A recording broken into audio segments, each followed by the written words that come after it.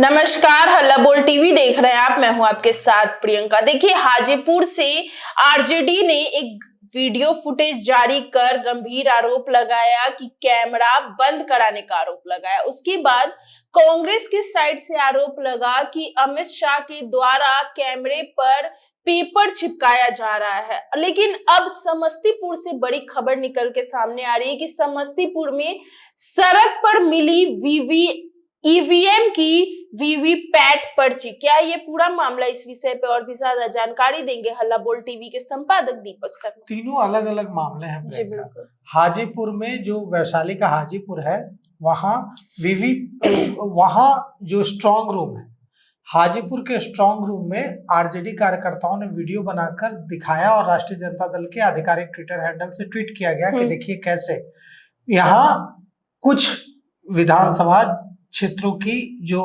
जहां ईवीएम्स रखे गए हैं उनकी सीसीटीवी कैमरे उनके बंद कराया जा रहा है। बारी बारी से विभिन्न विधानसभा क्षेत्रों के जो ईवीएम रखे हुए हैं उनके सीसीटीवी कैमरों से उनकी 24 घंटे निगरानी होती है। वो कैमरे बंद होने का आरोप लगाया। इसके बाद वहां डीएम वर्षा पहुंची और एसपी पहुंचे और दूसरे वरिष्ठ अधिकारी पहुंचे। जांच की, जांच में माना कि लापरवाही हुई है। हालांकि किसी तरह की गड़बड़ी से इनकार किया, कहा कि 3 लेयर की सुरक्षा होती है, गड़बड़ी नहीं हो सकती। दूसरा जो आपने कहा अमित शाह पर कांग्रेस आईटी सेल के चेयरमैन, कांग्रेस मीडिया सेल के चेयरमैन पवन खेड़ा ने आरोप लगाया कि यह जो आरोप है कि अमित शाह अपने होटल में अफसर, एक बड़े बिहार के एक बड़े अफसर से मिल रहा है और उससे उस अफसर का नाम, उस अफसर का चेहरा न दिख जाए, इसलिए उस होटल के सीसीटीवी कैमरों पर कागज लगा दिया जा रहा है और अमित शाह लिफ्ट में मिल रहा है इस अधिकारी से और इस अधिकारी का नाम सामने ना आ जाए, इस अधिकारी का चेहरा सामने ना आ जाए अमित शाह से लिफ्ट में मिलते हुए। इसलिए अमित शाह के आदेश पर होटल पर दबाव डालकर होम मिनिस्टर होटल के सीसीटीवी कैमरों पर कागज चिपकवा रहा है। ये जो तीसरा मामला आपने बताया यह समस्तीपुर का मामला है। समस्तीपुर में सड़क पर ईवीएम की वीवीपैट पर्चियां मिली है। अभी वीवीपैट क्या होता है? बिल्कुल, वीवीपैट पर्चियां क्या होती है?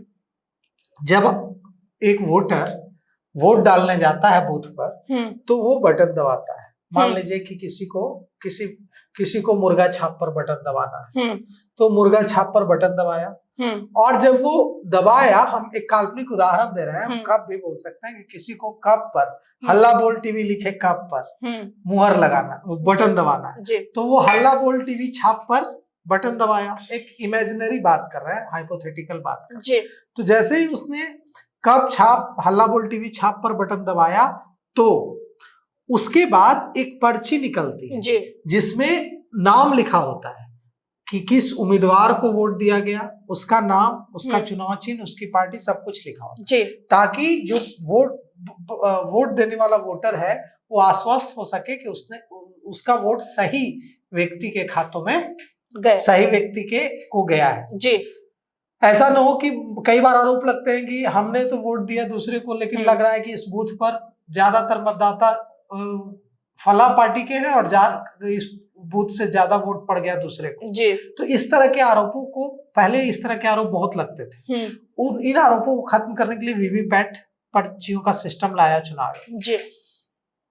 तो वीवीपैट पर्चियां जो है वो समस्तीपुर में सड़क पर मिली है और आरजेडी ने बड़ा इसको मसला बनाया है कि जिन वीवीपैट पर्चियों को इसलिए रखा जाता है ताकि यह सुनिश्चित किया जा सके कि वोटिंग सही तरीके से हुई है, वो वीवीपैट पर्चियां सड़क पर कैसे फेंकी हुई है और चुनाव आयोग से जवाब की मांग की है आरजेडी ने कहा है कि बिहार विधानसभा चुनाव 2025 की जो पारदर्शिता है वो कैसे सुनिश्चित होगी। समस्तीपुर जिले से एक वीडियो सामने आया है और इस वीडियो ने बिहार की राजनीति में हलचल मचा दी। राष्ट्रीय जनता दल ने अपने सोशल मीडिया जो उनका है उससे ट्वीट किया है और ट्वीट करके एक वीडियो जारी किया गया है और इस वीडियो में दावा किया गया है कि समस्तीपुर के सराय रंजन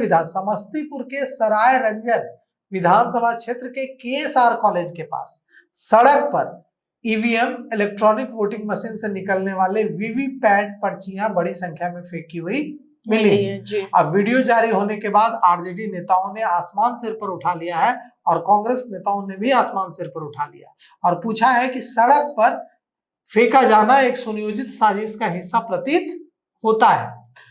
विपक्ष ने कहा है कि यह जो वीडियो सामने आया है यह चुनाव आयोग की नाकामी है और आरजेडी और कांग्रेस और पूरे विपक्ष ने चुनाव आयोग पर सीधा हमला कर दिया है। लेफ्ट पार्टियों ने, कम्युनिस्ट पार्टियों ने सीधा हमला कर दिया है।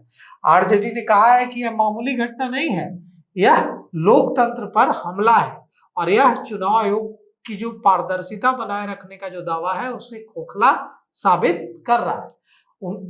विपक्ष कह रहा है कि वोटों की गिनती की पारदर्शिता और निष्पक्षता का वादा कहा जाता है कि वीवीपैट पर्चियों के मिलान से होता है और वीवीपैट पर्चियों का इस तरह से सड़क पर फेंका हुआ मिलना पूरी व्यवस्था, पूरे सिस्टम पर सवाल खड़े करता है। बिल्कुल। आरजेडी और कांग्रेस ने पूछा है कि आखिर ये पर्चियां सड़क पर कैसे पहुंची, यह सब किसके इशारे पर हो रहा है और अगर सब हो रहा है तो इसके पीछे साजिशकर्ता कौन है। बिल्कुल। आरजेडी ने चुनाव आयोग को चोर आयोग कहा है और कहा है कि बिहार में लोकतंत्र को बेईमानी से उसके साथ छेड़छाड़ की जा रही है और कहा है कि यह सब कुछ बड़े नेताओं के इशारे पर हो रहा है जो बाहर से आए हैं और बिहार में कुछ बड़े नेता डेरा डाले हुए हैं और वो अधिकारियों के साथ मिलकर ये सारा कुछ करा रहे हैं और यह कहा जा रहा है कि ईवीएम मशीनों की सुरक्षा, वीवीपैट पर्चियों की सुरक्षा, इसे सुनिश्चित करने का काम चुनाव आयोग का है। चुनाव आयोग अपने दायित्व के निर्वहन में विफल हो रहा है और यह कहा है कि विपक्ष ने कि इसकी पारदर्शिता की जांच नहीं की गई तो आने वाले ये जो अगर ये जो पूरा जो आरोप है इसकी पारदर्शी तरीके से अगर जांच नहीं की गई, इसकी जांच नहीं की गई और जांच भी कैसी, तो पारदर्शी तरीके से जांच होगी। अगर पारदर्शी तरीके से जांच नहीं की गई तो चुनाव आयोग की विश्वसनीयता ही खत्म हो जाएगी। और कहा है कि विपक्ष ने कहा है कि चुनाव आयोग को स्पष्टीकरण देना चाहिए। बिल्कुल। और कहा है कि जनता में इसको लेकर बहुत कंफ्यूजन की स्थिति है। यह जो वीडियो है 27 सेकंड का वीडियो है और इसके सामने आते ही यह वायरल हो रहा है। लोग लगातार कमेंट कर रहे हैं और पूछ रहे हैं कि वीवीपैट पर्चियां तो चुनाव आयोग की निगरानी में होती हैं, फिर इतनी पर्चियां सड़क पर कैसे मिली हैं। और अब सवाल ये उठता है कि इस पूरे मामले में चुनाव आयोग क्या बोलेगा। तो चुनाव आयोग ने अभी तक इस बारे में अपना कोई बयान जारी नहीं किया है। जी, तो सुना आपने कि आरजेडी ने एक बार फिर चुनाव आयोग पे गंभीर आरोप लगाया है, लेकिन इन सबको लेकर चुनाव आयोग के तरफ से क्या बयान निकल के सामने आएगा ये देखना दिलचस्प होगा। हालांकि आपकी क्या राय हमें कमेंट बॉक्स में बताएं। फिलहाल इस पेशकश में इतना ही। आगे की खबर देखने के लिए बने रहे लबोल टीवी के साथ। धन्यवाद।